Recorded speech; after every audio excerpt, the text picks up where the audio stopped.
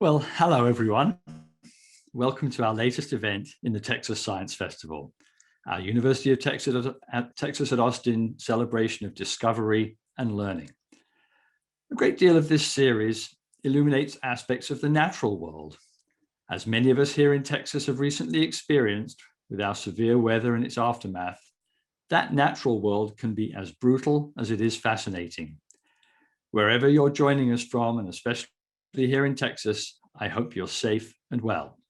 We're so glad you're able to escape into science with us for today's discussion of open questions at the physics frontier. My name is Paul Goldbart, and I'm immensely thankful to serve as Dean of the College of Natural Sciences at the University of Texas at Austin. I'm a physicist by training, and it's my true honor today to have the opportunity to introduce a personal hero of mine, and a hero to many of us around the world, Dr. Steven Weinberg. Dr. Weinberg is an extraordinary advocate for science, speaking with crystalline clarity about the position of science in our lives and our culture. And I'm not sure there has ever been a more apt moment than right now for meaningful bridge building between scientists and non-scientists. Fundamental physics may not be what you ponder daily in your life and work, and that's quite all right. We're delighted to provide you with an ambassador from that discipline, one of the most brilliant and revered scientists in the world, in fact. Dr. Weinberg is the winner of many awards, including the Nobel Prize in Physics in 1979, as well as the Special Breakthrough Prize for Fundamental Physics, which he was awarded just last year. Our festival's theme is Science for a Changing World. And throughout the 6-week series, we offer examples of how science rises to any occasion. This is because curiosity, discovery, and fundamental research are truly timeless. They serve humanity not only when they engender the development of highly effective vaccines and other useful technologies, but also when they introduce us to ideas of great beauty. Few ideas in science rival the beauty of the ones Steven Weinberg has brought to humanity. Ideas I see as residing among the high watermarks of human culture and creativity, standing alongside the sonnets of Shakespeare and the sculptures of Bernini. While our lot in existence is to be bound to our thin, fragile shell of life on Earth, it is also true that through the use of our minds and our hands, and with help from people like Steve, we're able to reach out and almost touch the cosmos. We are among the first ever to grasp the workings of nature's grand tapestry. We have come to a remarkable moment, a species that for 100,000 years and more has surely looked around us and up at the night sky with wonder. And now, after thousands of generations, we finally have answers to age-old questions. What is it made of? How does it work? What a profound and beautiful opportunity. Now, this is one of our festival's Science Sparks events, where we promise big ideas delivered briefly. Typically, each speaker is paired with another researcher on a theme and has about 10 minutes for presentation, followed with about that much time for Q&A. As the other physicist here today, I would like to gift the balance of my time to my esteemed colleague, who I hope will take all the time he needs to share ideas with you today. After Steve's talk, you will be able to use the Q&A feature at the bottom of your screen, and we'll get to as many questions as we can in the allotted time. Well, it's now my great honor to turn the screen over to the University of Texas at Austin's Jack S. Josey Welsh Foundation Chair in Science, Dr. Steven Weinberg.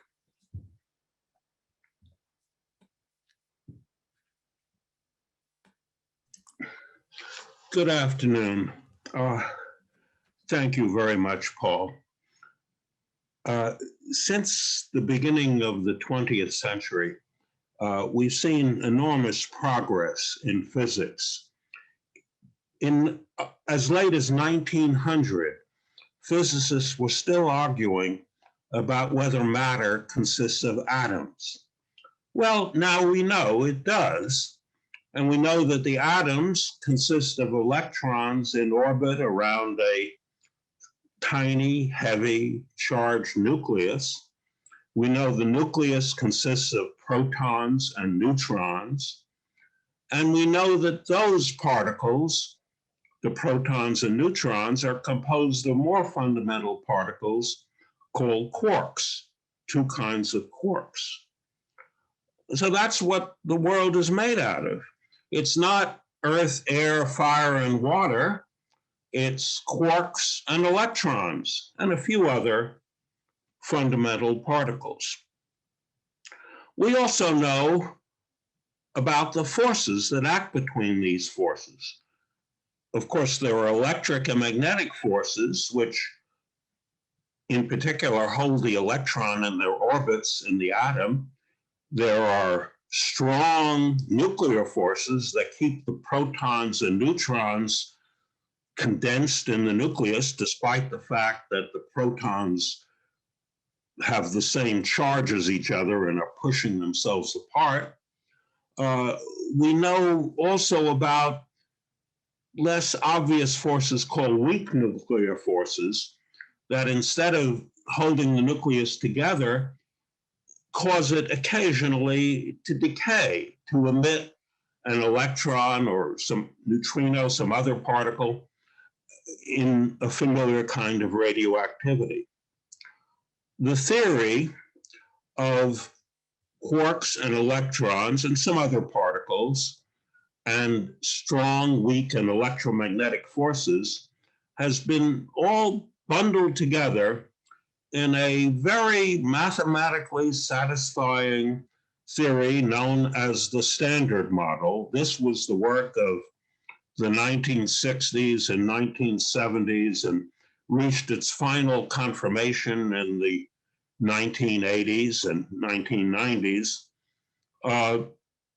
The Standard Model gives a good account of everything we can measure in our laboratories. That's it. That's what matter is, and that's how forces work. But we're not under the illusion that there are no more open problems in physics.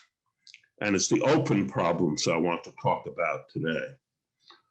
Alexander the Great, when he reached India, it said he cried because he thought there were no more worlds left for him to conquer.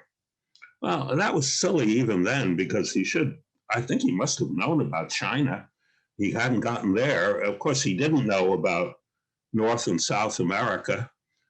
We don't think there are no more worlds for us to conquer. We know there are open problems, and that's what I want to talk about. There are of two kinds, I think.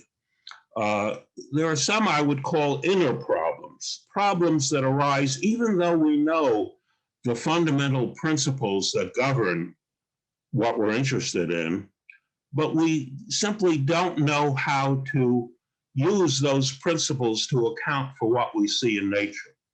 Here's one example. I think everyone has seen pictures of the beautiful spiral galaxies with their arms. They look like someone's twirling the galaxy around, and the stars are spread out on cords being twirled. Of course, there are no cords connecting the stars in the galaxy. What we understand now is that those spiral arms are actually places where some wave passing through the galaxy has caused a condensation which has led stars to form there rather than somewhere else.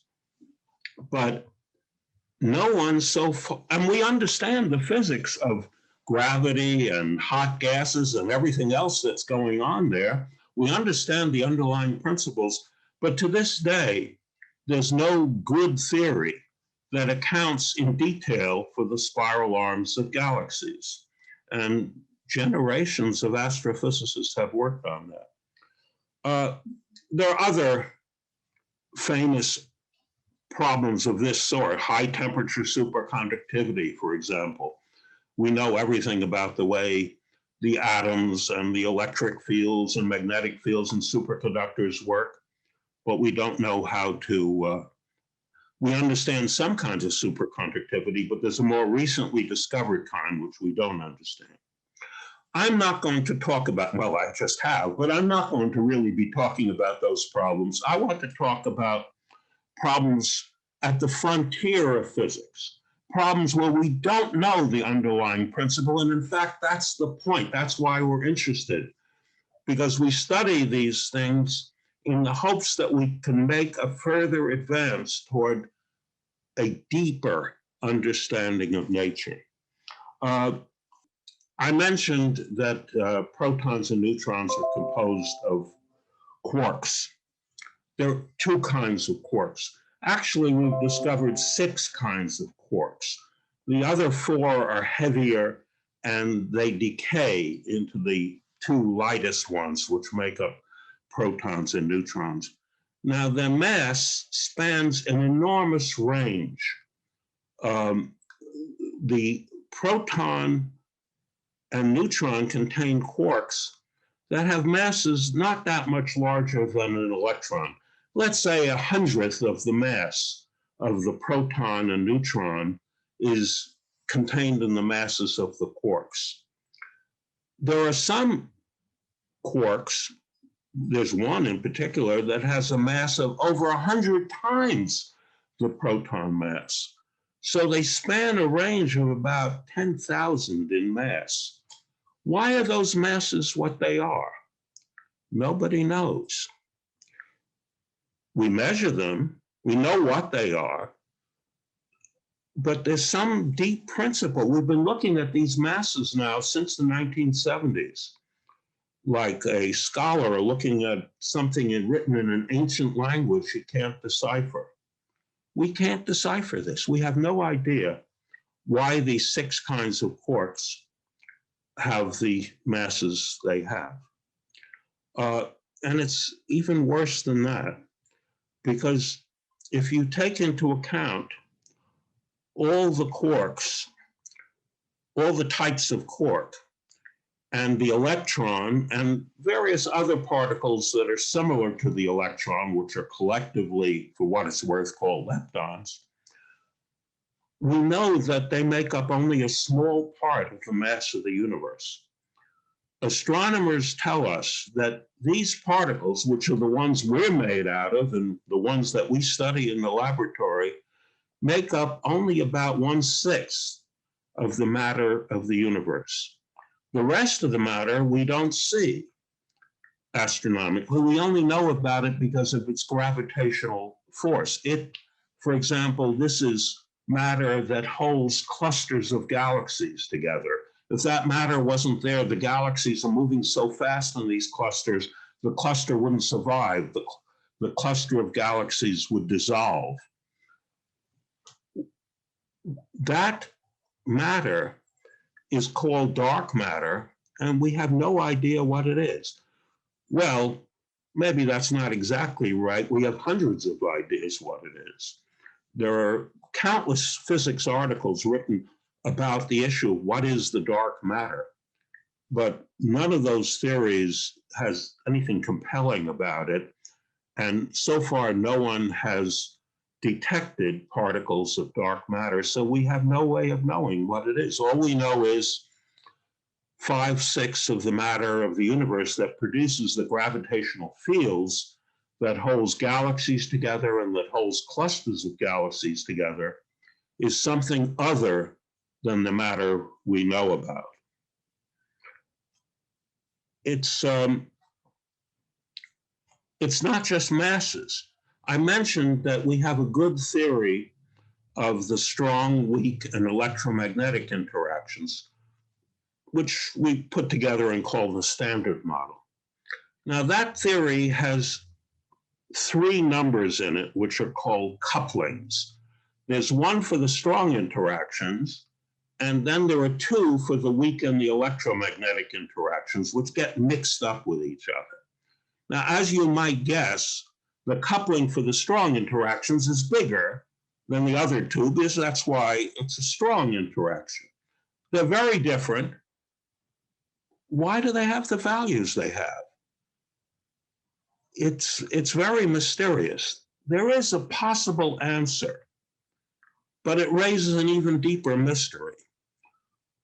We know now that these couplings depend on the masses or energies of the systems we're dealing with. The strong coupling decreases slowly with increasing energy or mass. One of the electromagnetic and weak couplings increases very slowly, the other one decreases. You can plot them together. That's something we know how to calculate. And when we plot these curves together, the three couplings all come together at one point. Well, two curves, unless they're parallel, are likely to intersect each other, but three curves intersecting at the same point, that's something to pay attention to. But the mystery is that the energy or mass scale at which they all come together is enormous. And to be precise, it's about a 1 with 15 zeros after it proton masses, or in our jargon, 10 to the 15 proton masses. That's the mass scale where physics becomes really unified, apparently. So we don't understand what's going on there. What we've discovered is that there is a scale of energies and masses vastly beyond, not only beyond anything that we've studied so far, but anything that we're ever likely to be able to study in our laboratories. And we don't know the physics there. And it's even a little bit more mysterious because that mass scale of 15 orders of magnitude higher than the proton mass, that's close to what's called the Planck scale, which is the scale of masses that electrons would have to have for their gravitational attraction to be as great as their electrical repulsion. Gravity is an incredibly weak force. Look, I'm holding this glass. Every atom in the earth is pulling it down.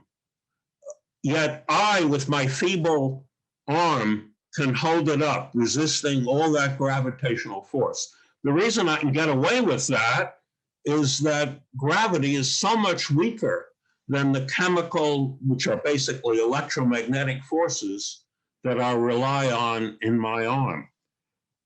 At the Planck scale, which is actually 18 orders of magnitude, a 1 with 18 zeros higher than the proton mass, gravity is just as strong as the other forces.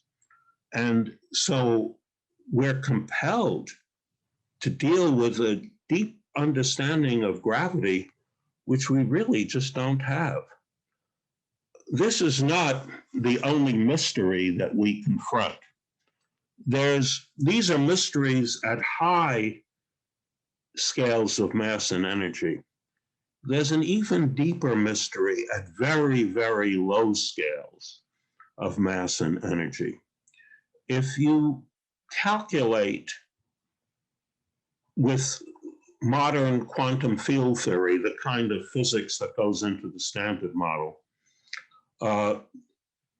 you can calculate the effect of emitting and reabsorbing particles, like, for example, the electron in orbit around the nucleus is continually emitting and absorbing photons. You can calculate those effects, and we can measure them, and the calculations work. You can also calculate the energy in the vacuum due to particles suddenly appearing and then disappearing. Well, the answer depends on how you calculate it. If you do a crude back of the envelope calculation, you get a density of the vacuum, a mass density, which is larger than the mass density inside the atomic nucleus by a few orders of magnitude. Well, who cares? I mean, empty space is always there. We never create it or destroy it, so we're not aware of it. In any reaction, the space is always the same. So that energy I mean, if anyone tries to sell you shares in stock in a company that will exploit the energy of the vacuum, don't buy them, because you can't get that energy out. But there is one thing that is sensitive to that energy, and that's gravitation. If that energy was real, the universe would not be expanding the way it is. It would have expanded and completely disappeared into empty space. It would just be nothing left. Or it would have contracted so rapidly in the early universe that, again, it wouldn't be the universe we know. So we know that that's wrong. There is a way that mass density can be canceled that was introduced by Einstein in 1917. It's called the cosmological constant. It's a term in Einstein's theory that is capable of, that plays the same role as a mass density in empty space. And it can be adjusted to cancel what we get from the quantum fluctuations of the fields. But the cancellation has to be exact to about 56 orders of 56 decimal places. Why? Why is empty space so empty? Again, we don't know. There are some weird ideas that it's that way because if it wasn't that way, we wouldn't be here. The universe would not have had the kind of stately expansion which allowed galaxies to form and life to arise and evolve into smart people who ask these questions. But that's a fairly controversial idea. So there's the news. There's lots of work left to be done. We have not broken our rice bowls. In order to continue this work, we desperately need governments to supply the funding for the large laboratories, accelerator laboratories, telescopes in orbit, telescopes on Earth, that will allow us to get the inspiration we need to take the next step at the frontiers of theoretical physics. Thank you.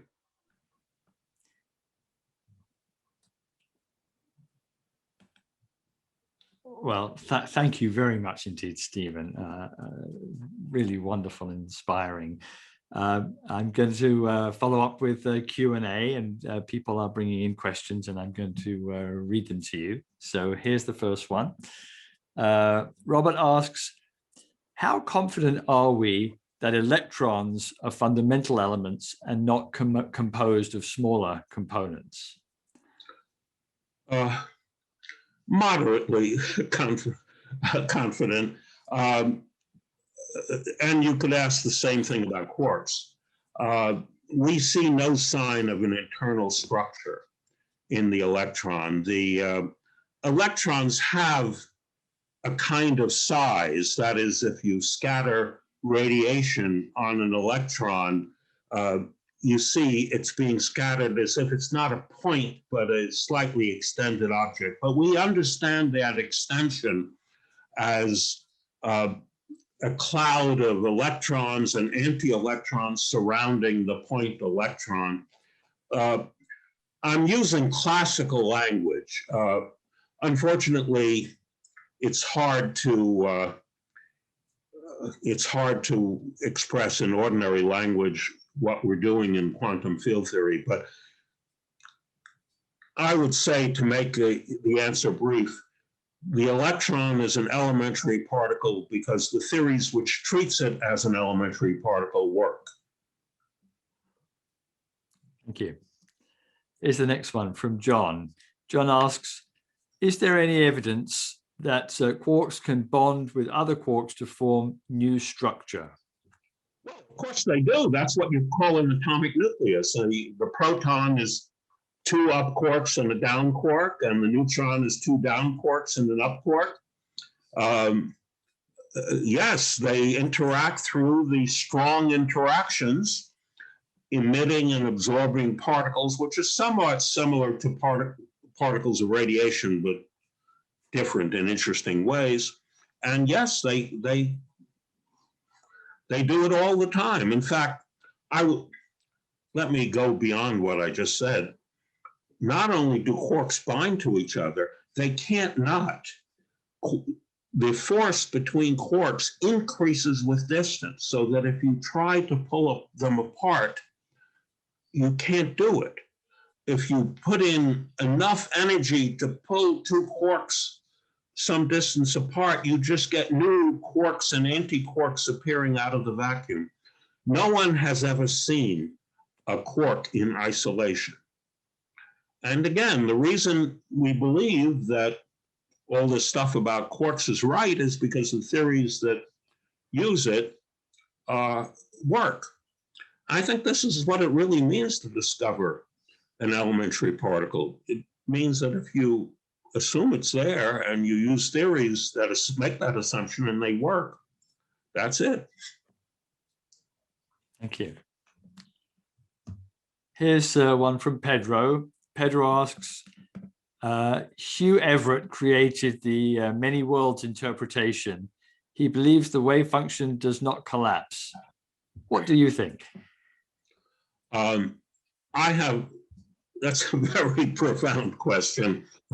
There's a problem in quantum. Let me back up and explain what the problem is. There's a problem in quantum mechanics that we describe physical systems in terms of mathematical objects called state vectors or wave functions, which allow us to consider superpositions of things which are quite different classically. Like, for example, an electron could be spinning this way or this way, and it's either one or the other, but you can have a state in which a single electron is a superposition of spinning this way and spinning this way. Now, if you measure which way is it spinning, you'll find it's this way or this way. The wave function collapses. That's what the questioner asked about. Except Everett, who wrote a PhD thesis in Princeton about the same time I did, said, no, it doesn't.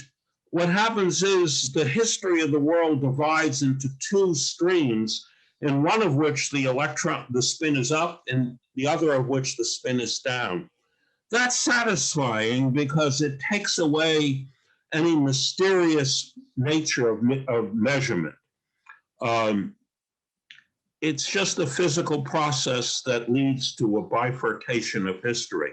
Well, that's, when I say just, that's really quite a lot. But this, I think, has terrible problems with it. No one, I think, has been able to use this idea to really calculate the rules, to derive mathematically the rules that we use every day in quantum mechanics in calculating the probabilities of outcomes. For instance, if we have a certain kind of wave function, knowing what the wave function is, we may be able to calculate that the chance of the spin being up is 75% and down is 25%. And the Everett approach has no way of really explaining that. But this is not really to criticize Everett, because every other interpretation of quantum mechanics has its own deep problems. And perhaps I should have listed this as one of the frontier problems of quantum mechanics, of physics, to have a really satisfying interpretation of quantum mechanics. It works. The advice we give our graduate students is, when they ask deep questions about quantum mechanics, is shut up and calculate. But really, that's wrong. We don't understand quantum mechanics as well as we really should. Thank you. So the next question is from Paul, and Paul asks, are there plausible ideas that allow us to do without dark matter? There is an idea which I don't find plausible, which is that there's a modification of the laws of gravitation at large distances. This even has a name, MOND. I forgot what that stands for. I find it completely implausible because our current theory of gravity, based on Einstein's general theory of relativity, is A, very natural and satisfying, and B, works in a wide variety of contexts, including very recently, a few years ago, the detection of waves of gravitation coming from the coalescence of black holes a billion light years away.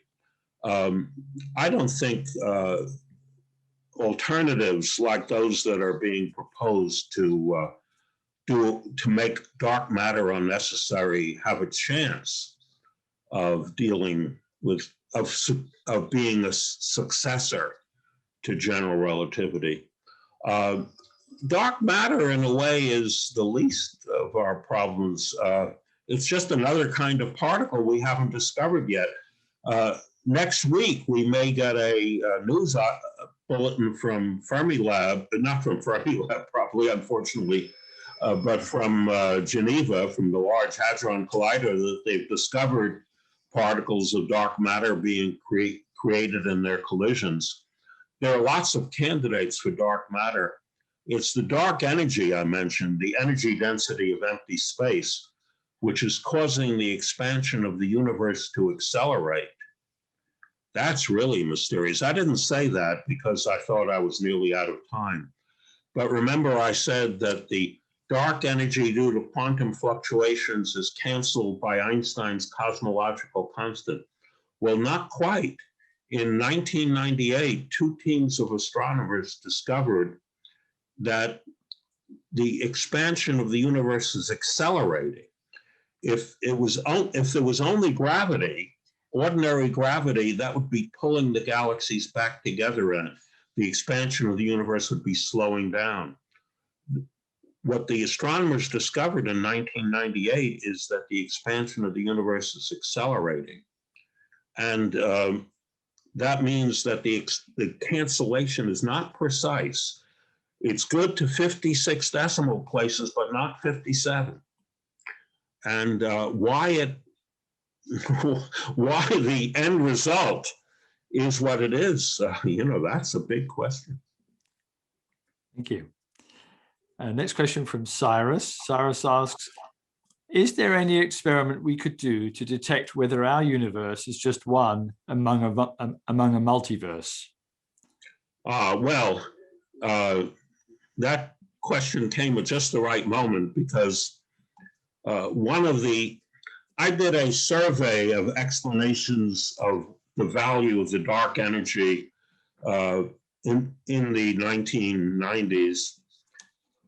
Before this accelerated expansion was discovered. And the only explanation that I found that made some sort of sense was the one I was offering at that time, which was precisely what you asked about, the multiverse. That is, the multiverse is the idea that our Big Bang is just one part of a much larger ensemble of universes, some big, some small, some like ours, mostly not like ours, with varying values of fundamental constants, including Einstein's cosmological constant. And in the great variety of them, this cancellation, which allows the universe to expand for billions of years and galaxies to form, this doesn't happen. And the great majority of parts of the multiverse, there's no one there asking questions. And it's only in the rare cases where the cancellation is good to 56 decimal places that there are scientists asking the question. And so naturally, they find just these values of the dark energy. But you asked a different question. You asked, in the multiverse, could you actually detect the presence of the other universes? I don't see how. And in fact, for that reason, there are a number of physicists, including some very good ones like David Gross, one of the discoverers of our present theory of strong interactions, who just hate the idea of the multiverse. And they feel it's not science if you can't detect the other parts.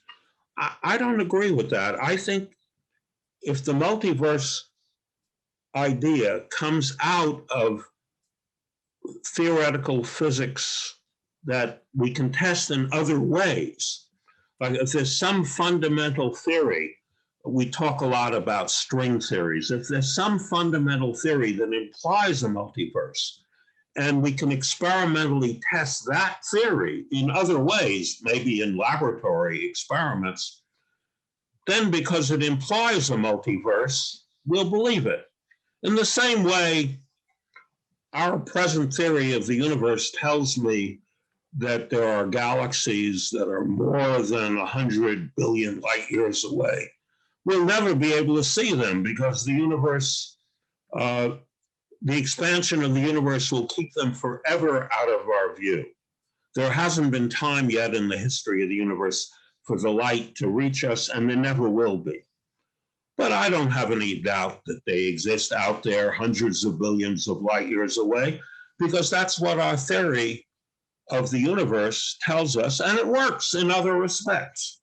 So the answer to your question is I don't think we'll ever detect the other parts of the multiverse. I don't know whether the multiverse idea is true, but if it's true, I don't know whether we'll detect the other parts of the multiverse, but we still may be convinced of its existence. Thank you. Next up is a question from Ron, and Ron says, in string theory, we consider space-times with extra dimensions beyond the ones we're familiar with. Are there other types of theories that also explore extra dimensions, and do you see value in them? Yes, well, the idea of extra dimensions is actually much older than string theory. It goes back to 1921 to a German theorist, Theodor Kaluza, who was trying to unify gravitation and electromagnetism. And he invented a fifth dimension. He was just playing with algebra, actually. The first person who seriously supposed that there is a fifth dimension was a Swedish theorist, Oscar Klein, a few years after Kaluza. And his idea was that the fifth dimension is tightly rolled up. And to the inhabitants of this five-dimensional world, it seems four-dimensional. That fifth, the analogy is with a soda straw.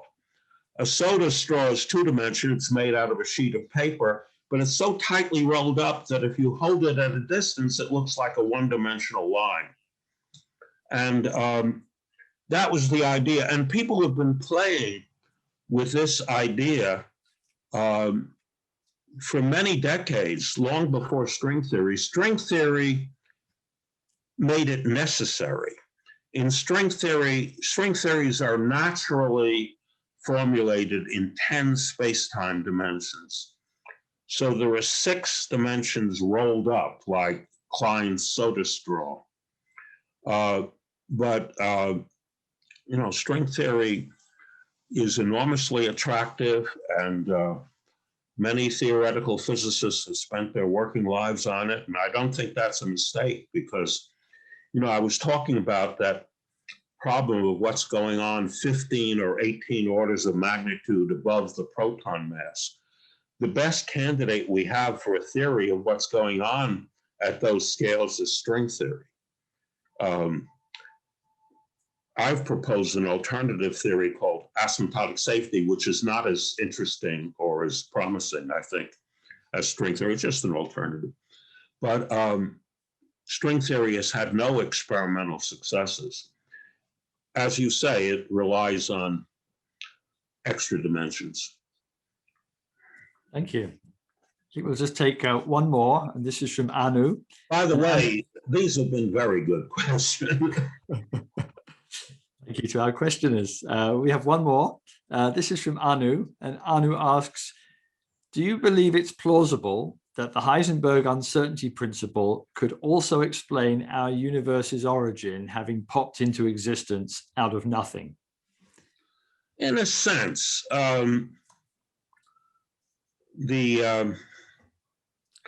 this is actually an idea that once was pursued by a student of mine, Ed Tryon. I talked about fluctuating fields in empty space. You might say, well, why are they fluctuating? It's the Heisenberg uncertainty principle. The Heisenberg uncertainty principle says, among many other things, that there is no physical state in which the value of a field, like the electric field or the magnetic field or the gravitational field at a given point, can have a definite value, and its rate of change could have a definite value. So if the field has a value 0, then its rate of change is unknown, and it's it's just completely uncontrolled. Or, as actually occurs in the real world, if there's a range of possible values of the field, there will be a range of possible values of the rate of change, which is why we talk about fields continually fluctuating. Now, we can imagine that these fluctuations lead to a sudden increase in density in space, which then causes a whole big bang. And there have been cosmological speculations along this line. Do I believe it? God knows, I don't know. It's an interesting speculation. There are lots of interesting speculations about the very early universe. And we can trace the history of the universe certainly back to the first 3 minutes and maybe back to the first second, but much earlier than that. The physics that we need to know at the very high mass scales I was talking about begins to be important. And we just don't know the physics well enough to trace the universe back. We don't know whether there was a beginning or what. So, well, I've enjoyed talking to you all. And as you can see, we're not going out of business here in physics. Well, thank you very much indeed.